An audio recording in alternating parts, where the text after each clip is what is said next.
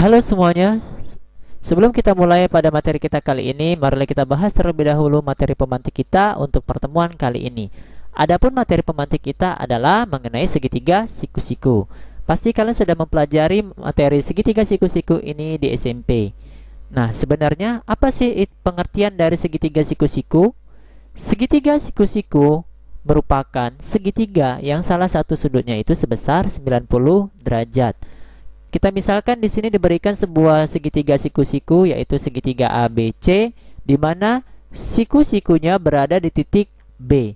Ingat ya, jikalau di sini ada gambar sebuah segitiga dan terdapat tanda seperti ini, ya gambar seperti ini dikatakan sebagai siku-sikunya. Karena di sini dia posisinya terletak pada B, maka titik sudut siku-sikunya itu berada di titik B.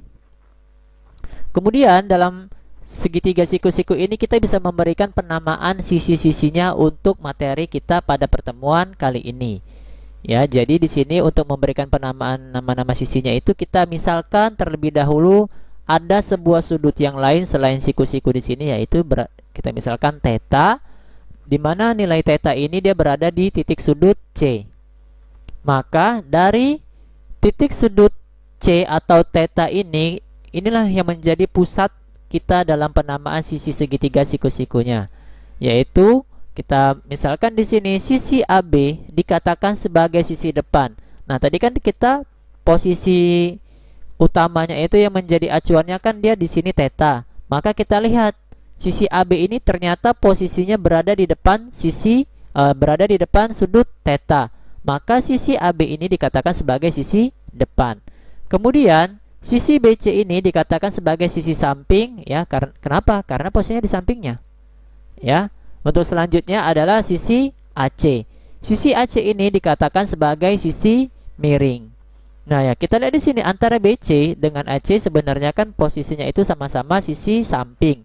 Hanya saja untuk AC ini tidak bisa lagi kita katakan sebagai sisi samping karena apa? Karena dia sudah sebagai sisi miring. Ya. Nah, di sini timbul pertanyaan, mengapa sisi AC ini dikatakan sebagai sisi miring? Ini kalian kerjakan soalnya ya. Mengapa sisi AC dikatakan sebagai sisi miring? Silakan kalian kerjakan, kalian berikan alasan yang tepat. Kemudian, dalam segitiga siku-siku itu sendiri, di sini Bapak ingin mengingatkan bahwasanya ada namanya teorema Pitagoras. Pasti kalian sudah mempelajari juga saat kalian di SMP. Untuk bunyi dari dalil teorema Pitagoras ini adalah kuadrat sisi miring sama dengan jumlah kuadrat dari sisi-sisi yang lainnya. Oke, perhatikan gambar berikut ini. Di sini diberikan gambar sebuah segitiga siku-siku juga, ya. Dari sini tujuan dari teorema Pitagoras ini apa? Tujuannya itu adalah kita misalkan dari segitiga siku-siku ini terdapat dua sisi yang diketahui dan kita ingin menentukan berapa panjang atau berapa nilai dari sisi yang lainnya, maka kita bisa menggunakan teorema Pitagoras, yaitu dengan menggunakan hubungan seperti ini. Sisi AB sama dengan akar kuadrat dari AC kuadrat dikurang BC kuadrat.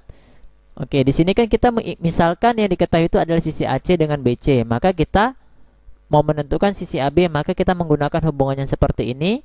Kemudian jika kita ingin menentukan sisi BC, maka AC kuadrat dikurang dengan AB kuadrat. Sedangkan jikalau kita ingin menentukan sisi AC, maka akar kuadrat dari AB kuadrat ditambah BC kuadrat. Inilah hubungannya dalam teorema Pitagoras. Sekarang timbul lagi pertanyaannya, mengapa jikalau kita ingin menentukan kedua sisi yang lainnya, kita misalkan AB dengan BC ini, sisi AC-nya atau sisi miringnya tadi dikurang dengan sisi yang lainnya, sedangkan sisi miringnya, jikalau kita ingin menentukan berapa nilai sisi miringnya, kedua sisi yang lainnya tadi kita jumlahkan. Nah, silakan kalian berikan alasannya mengapa bisa seperti itu.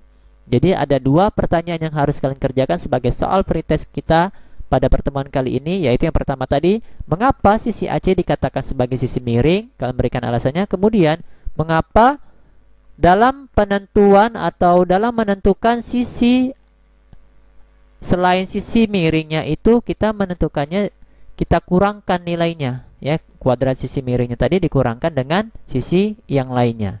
Oke.